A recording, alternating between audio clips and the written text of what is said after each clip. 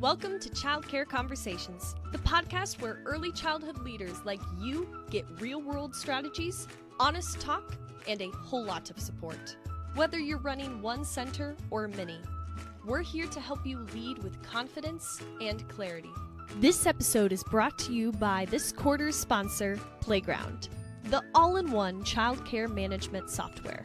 We're all about managing monkeys and saving you time at your center. With this platform, you can. We're proud to partner with a team that's as committed to your success as we are.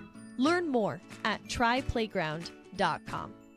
Now, let's get into today's conversation, one we think you're really going to love. Welcome back to this week's conversation, and I am so excited to have Erica Saccoccio as today's co-host, and we are going to talk about, something that maybe we're just a little too close to home with, which is what happens when you're our age and you want to figure out what to do next. Erica, tell us a little bit about how you got in the industry for those who've not heard you on the podcast before, just a short snippet. Sure. And then why this is all of a sudden in the forefront of your mind. Absolutely. So I started 27 years ago. My daughter in October will be 28. I used to sell furniture and I really loved my job. I made a lot of money and I was really good at sales. And my mom could not watch my daughter, so I went to look for childcare centers, lots of great ones, but I, being the Italian mom that I am, my only kid, I was not sending her with people that I didn't know. So hard. So that was one of the things that I think really just always stuck in my head. So I quit my job. I went to work at the childcare center where my daughter attended. Well, all those skills that I had, my leadership skills, my sales skills, my wanting to know how to do everything I believe in doing, being excellent in whatever you're doing, all of those things drove me to be a director within 4 months of walking in the door. Fast forward 10 years later, I ended up opening up my own chain of schools with my sister, Chris, bought out my old boss, and the rest is history.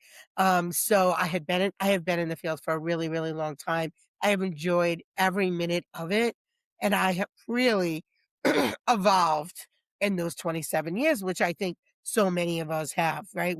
A lot of times, not always, but a lot of times we start younger. We've got kids of our own. It's a great field to be in. If you have children, there's no nights, there's no weekends, there's no holidays, right? That's before you're an owner. But in fairness, it really is a great profession to be in. It is very family friendly for sure. Well, and I love the fact that you use the term profession, because we constantly run into folks that go, I'm just a director. I just own a preschool. I'm just this. And these are $1 million enterprises that have huge impacts in our communities. And so as a profession, we need to get past just anything. And so I am excited to have this conversation because, unless you're watching the video, you may not really know how old we are, but you might be able to put two and two together when we both say we've been in the field for a few decades, right? And so when you've been in the field for a few decades and you're thinking about what do I do next, how do they start to think about that, Erica? Where would be some place that somebody could start to go, what do I do next? I don't even know what I want to do next.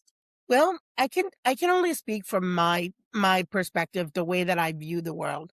First of all, I am very positive. And just for folks who don't know, me and Kate are very good friends. I am very positive and always optimistic. And really, truly what I mean when I say, I always just believe in setting the standard in anything you do. So when I started this field, I didn't even have a GED. And I went back to school because I was like, I don't want to be a hypocrite. I know I want my kid to go to school. And I only left school because I loved work. I loved work so much. And I was making money at 16 that most 16-year-olds were not making. I became a manager right from the get-go. And one of the things that I realized about myself is, and many people too, sometimes you're just self-driven, right? You don't need a raise, a title, or whatever. Some people are just self-driven. I've always been self-driven. So that GED turned into a CDA, which turned into an associate's, which turned into a bachelor's, which now at 55 is turning into a master's, because I always am pushing myself to what is that next thing. Because I think after 3 years of doing something, that's my shelf life. Everybody's got their own. After 3 years of doing something, I'm always like, no, getting stagnant, got to keep growing. And so that's just something that's always been with me, even not even just in the education piece, but even with my programs. Like it was like, okay, we had one, and then we opened another, and then we opened another, and then we opened another, and then we opened another, and then another, and then a dance studio. Literally, it was almost like every 3 years, I was like, okay, I've done this. I'm doing it well. What's the next thing? Um, and so and so I just think that it has always been that trajectory. And then once we had 6, I was like, okay, what's the next thing? And then our state had quality rating systems that came out. So then we were like, okay, let's do this. Now I have been in school age for like forever. I'm definitely started as a school age girl. And I was like, all right, let's be the first after school program to go for this accreditation. And we did. So we were the first after school program in our state accredited by NAA, and then we became the first 5-star program through Bright Stars. And we just kind of kept going. Then I was like, all right, what about our preschool, right? It is super, super hard to get a 5-star, especially when it first came out. But we got a 4. And I was like, yeah, right? We went from 0 to 4, right? So I think what the long way around that was, I think that there are certain people who will find the negative in everything and woe is me. And then there are other people who are like, I want what's next for me. They keep pushing themselves, they keep growing. And then there's some people in the middle who really want to do the thing. And this is who we're talking to right now. Because there are some people who couldn't find a ray of sunshine in the brightest day that you need sunglasses. This is not for you. The folks who are like, I really want to do this thing and I've been thinking about it for a long time. And I'm pretty sure I can do it, but you self doubt a little bit, or maybe you just lack a little bit of confidence, but you have the skill set. This is your episode right here. Absolutely. So one of the things I want to challenge every owner who's listening, and maybe even director who's listening, Mm-hmm. as the owner, I want you to think about how old you were when you got into the industry and what motivated you to come in. And have you found your replacement in that human in your network? She doesn't have to work for you, or he doesn't have to work for you. They could be parents that you're looking at them and you're like, man, they've got, I can feel it. They've got it. And maybe they're exactly the person, because I think what I'm finding, and a lot of the clients that I work with trying to help them figure out their exit strategy, is they forget. They're like, they wear that badge of honor of 35 years like it's something to be proud of, instead of remembering that a lot of industries retire at 20. But in our industry, we're like, look at me, 3 decades. And they haven't moved to the next phase. And I think it's okay if you've been in the industry 10 years, if you've been in this industry 5 years or 25, that it's time to start looking, just like we're out there constantly looking for quality staff, constantly looking for quality parents that we want to do business with. Start looking for that person who you're like, that's the person, that's my person, that's my I next wanna person. I wanna almost add another layer to that because, well, first of all, because most industries, our jobs and our profession is one of a labor of love. We are Yeah. absolutely, connected to our programs in a very emotionally rich way. I think that you don't really even have to exit.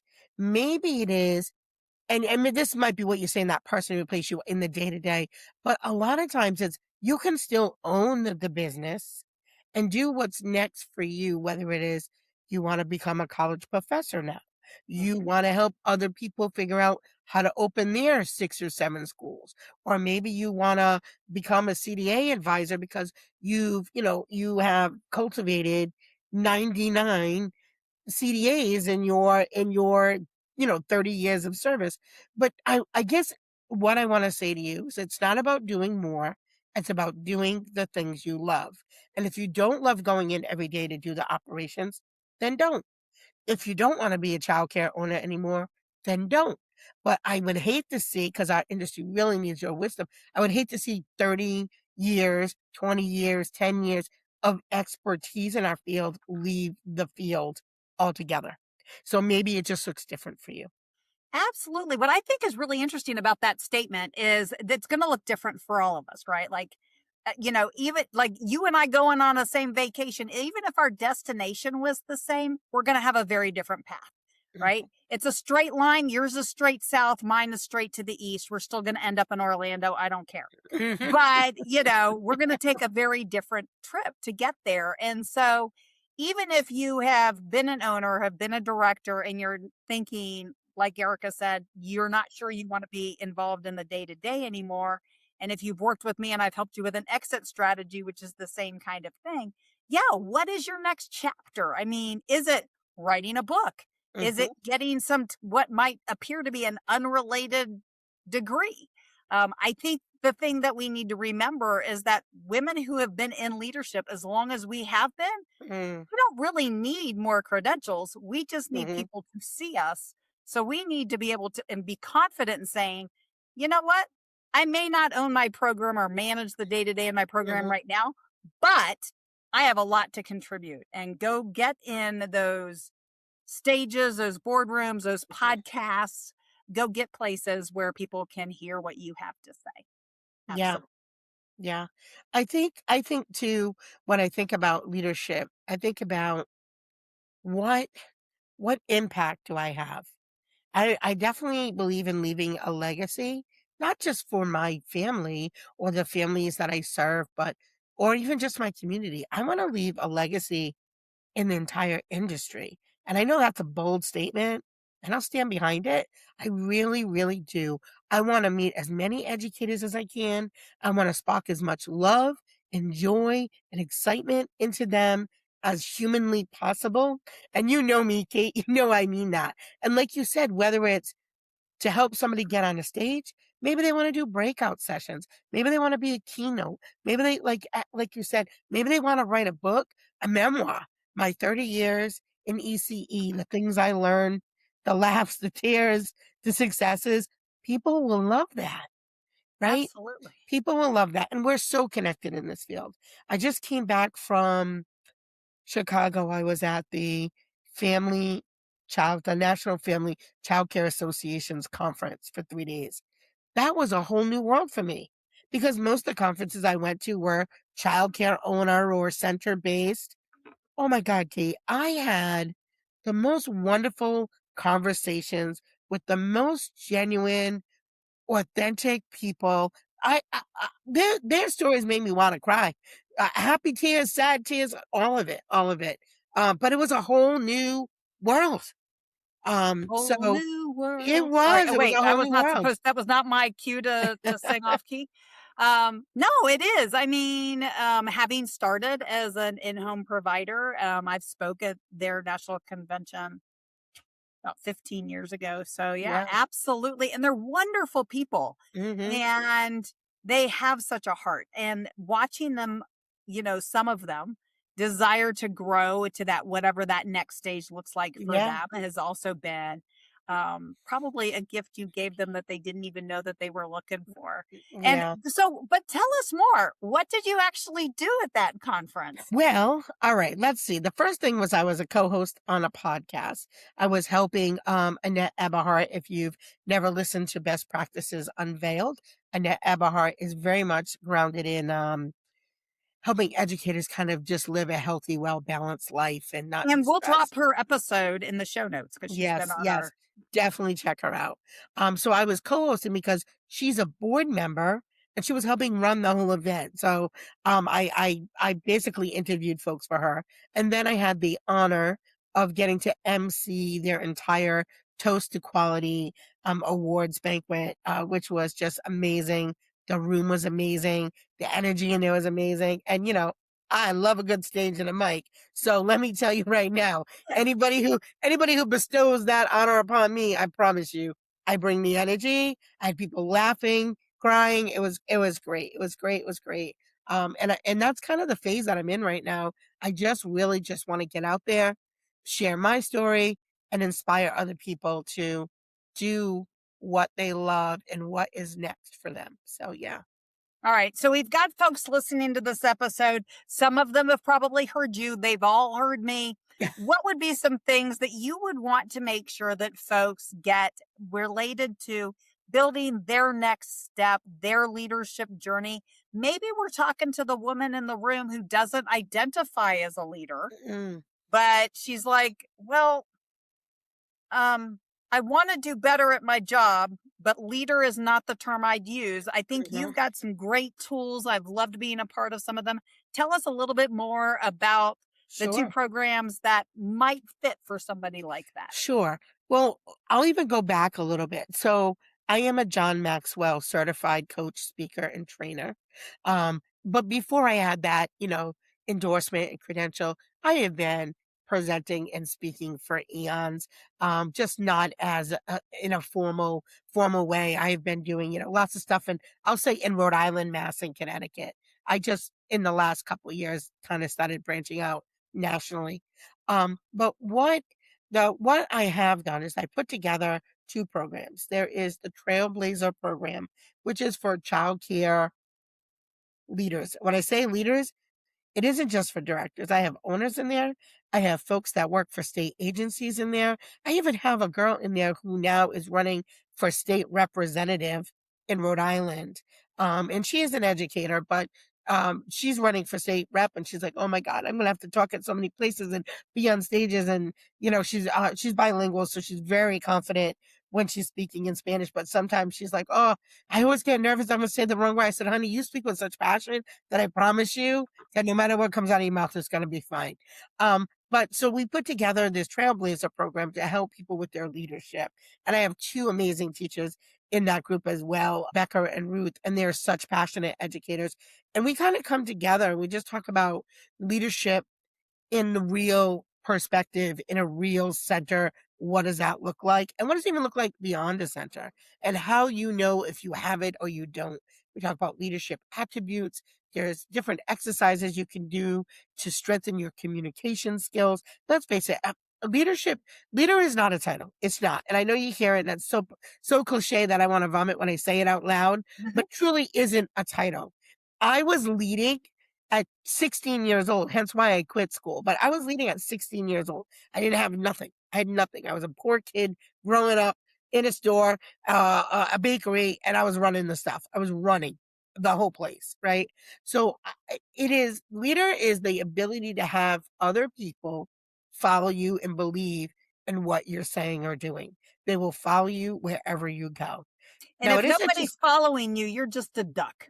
well, and the thing is, for me, the greatest thing of being a leader is, yeah, that's only step one, is getting people to follow you. Then after that, to me, the greatest success is building other leaders who get people to move as well. And if we're all moving towards that same direction, then you get momentum. I mean, when you look at great people, and I am absolutely not comparing myself to any of these people, but when you think of like great leaders like John F. K. or Martin Luther King, right? They had the ability to get people to move towards a common ground, a common goal. And so for me, ECE is that place where I would love us all to move together. One of the conversations when I was talking with some of the ladies at the Family Childcare Association, I said, "How can we help? As a center owner, how can I help? What's going on for you guys in your field?" I said, "We're not having enough of those conversations." I'm like, "Yeah, I'll go to different conferences, but there's some family providers that, they're sprinkled in. They need to be more than sprinkled in. They need to have a seat at the table along with Head Start, along with public schools, along with private schools, nonprofit schools, charter schools. We all need to have a seat at the table." And so if something I can do We with all my need to be big at old the mouth, same table. we do. Yes, we need to be all at the same table. And if I can help in some way with my mouth, spread their message, try to help other people in my circle understand, then I'm going to do that. I'm going to do that. And my hope is that my listeners to my podcast and my trailblazers and the people that follow them will do the same. Will do the same. So to me, that's how I count success, not by how many centers I have, how many degrees I have, how many dollar signs in my bank account. That is how I measure success. I love that. So if you don't already know the family child care programs in your community, then you Right. need to go listen to them. And if I can find the episode where Carrie and I went on a rant about that, I might try to include that in the show notes. But we would love our challenge for every center owner is to make sure that you've got 3 or 4 in-home providers that you really think are Mhm, quality. Maybe they're even aligned with you from an educational philosophy, mhm. because every one of us have had that one kid that did not do well in our In program, a but big program. probably would have flourished in an in-home program had we made the referral. This Mhm. is where just because it's a warm body in your program paying a bill doesn't mean it's the right one in your Yeah, program paying a bill. So, find the people in your community who you think alike. Maybe they're just the opposite. Maybe they're so radically different that that's what appeals to you. Is you're like, yeah, yeah, I got kids that need you, because when they try to come to me, it's like I'm putting a round peg in a square yeah. hole. Well, one of the things that opened my eyes, and I'm gonna say this, and I'm embarrassed to say it, but I have sent referrals millions and millions of times. I'm very blessed. We are often usually have a wait list. And I have sent referrals to many, many childcare centers. I have never sent a referral to a family childcare center.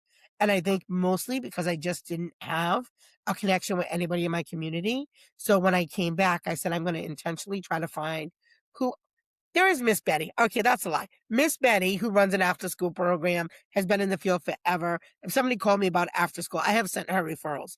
That's a lie. But for preschool, infant, toddler, pre-K, I didn't have anybody on my radar. I just didn't. Miss Betty's at the end. She's like 30, 32, 35 years in. She's definitely winding down. But yeah, I mean, I think I need to find some up and coming folks who have a good program that I can give families some choices. And I'm embarrassed to say it, but it was not intentional. It just honestly hadn't went in my brain. And now it has, because again, exposing yourself to other people and other leaders. And just I was so inspired by them, really. We talk about centers being burned out and da da da. I'm like, I can't even imagine really truly doing everything alone, not having an Angela or not having a team. Like God bless them. 8 kids, 7 kids, 5 kids, all by yourself for 10 hours, 12 hours a And who day. do you talk God to? bless Like, you. nobody conjugates verbs. Like, your poor Yeah. significant other or friends and family when they show Yeah. up, right? Like, I have it's the whole the opposite of, most respect for them, the most respect. Absolutely. They yeah, are. I was that family home provider that was kind of the opposite. Like, how, like, you've got the parent that shows up at 5 o'clock and you're like, good, go home now. Like, I'm done with you. And they'd show up and I'd be like, like, I haven't talked to anybody who could conjugate verbs in a whole day. Like, I tried to talk to them all and they'd be like trying to leave. And I'm like, no, no, no, come back here. Let me talk to you some more. Yeah. So, There was there was a lady on a panel, and then I'm gonna go back to the second part because I skipped right over the speaking program. But um there was a lady who really she was on a panel and she really kind of schooled everybody about language. So I really want to be able to use the right language moving forward. I'm going to be so intentional, and I'm hoping maybe the listeners will also. So from now on, what I will call them are early childhood professionals who work in a residential setting. I will not be calling them providers. I will not be calling them family childcare, because you know what? They deserve the same respect on their name. And so that is what I will be calling them moving forward. I will make every intention to use the right love that. language, just like early learning centers don't like to be called daycare, childcare, babysitters, all that. And that was probably their biggest thing when I asked them if they could tell people one thing about what it is they do. They said, "We are not babysitters." And I'm like, I hope you know that that is not a distinction that is only bestowed on those who work in residential setting. I said, I get that too, and I work in a center. So that is just our industry as a whole. Unless you work with K and up, you're not considered a quote unquote real teacher, which is insane. And we've got to change that narrative as well. So the last thing that you asked them to see, so you can tell me and Kate are friends because I talk just as much as Kate, just taking over her show. I promise I'll be quiet in 1 minute. But the second part of what some of the things that I'm doing is we have another program called the ECE Speaker Pathway. And here we help people who want to learn how to get booked, how to put together presentations, how to get booked. Maybe you're already speaking, but you want to hit keynotes, or you want to maybe diversify the zip code in which you're speaking in. So we can help you with that. There's multi-level programming. We will talk to you about either starting a podcast or getting featured on podcasts. And then my favorite YouTube, for those of you who don't know, I was a YouTuber before I was ever even a podcaster. All of the ways to use YouTube to build your business, to represent your brand. So those are some of the things that I do in the ECE pathway, speaker pathway, which Kate will also have a link down below. But this episode isn't really a big promo. We're not trying to sell you anything. We're just trying to tell you that there are alternatives out there. You can do an exit strategy with Kate. Maybe you want to keep that stream of revenue, but you want to add some more. Maybe you just want to do some things and try it out. And you maybe just want to break up the day-to-day kind of things that you're doing, and you want to, test it out. Then, come on over and we'll be happy to chat with you. There's probably about 20 amazing powerhouse people just like Kate and Carrie and Ruth and Becca and there's Angela, and we can kind of go on. But and Erica the best. Saccoccio. They're the So, best. we got to start with Erica. So, Erica has definitely worked hard to bring podcasters around the globe together who are in the early learning field. And so, Erica, thank you very much for bringing us all together. Of course. And on that note, we hope that you guys have enjoyed today's conversation. I always love having Erica in. And so the next time you are trying to figure out, what do I do? Where do I go? Maybe bookmark this episode so that you have an opportunity to come back and take notes and listen again. We hope that you've enjoyed the conversation. If you are not part of our newsletter, go to childcareconversations.com. Join the newsletter. We do drop 2 episodes a week, and the newsletter tells you what they're about. But sometimes there's even stuff in the newsletter that's not in the podcast. Hey, I know she's trying to end her show, but I just gotta be that. I gotta be that person. Also, in the comments below, especially if you watch this on YouTube, can we just talk about how great Kate looks? I mean, Kate looks amazing. The red looks great on you. She's been working really hard. She's getting her fitness on. She looks fantastic. So, I just wanted to make sure that I noted that on the show. So again, hit the subscribe button too. Like, guys, what's going on? She's got 1 billion episodes on it. Hit that subscribe button. If you are watching this on YouTube and you haven't hit that subscribe button, shame on you. Hit the subscribe button. Okay, that's it. Peace out. Thanks for tuning in. We love bringing you real talk and fresh insight from the world of early childhood education. Be sure to follow us on social media to stay connected and catch all of the latest episodes. And if you're planning a conference, training, or special event, Kate and Carrie would love to speak to your audience. You can learn more about their keynote sessions and workshops at kateandcarrie.com. If you learned something today, share the show and leave us a review below. We'll see you next time on Childcare Conversations.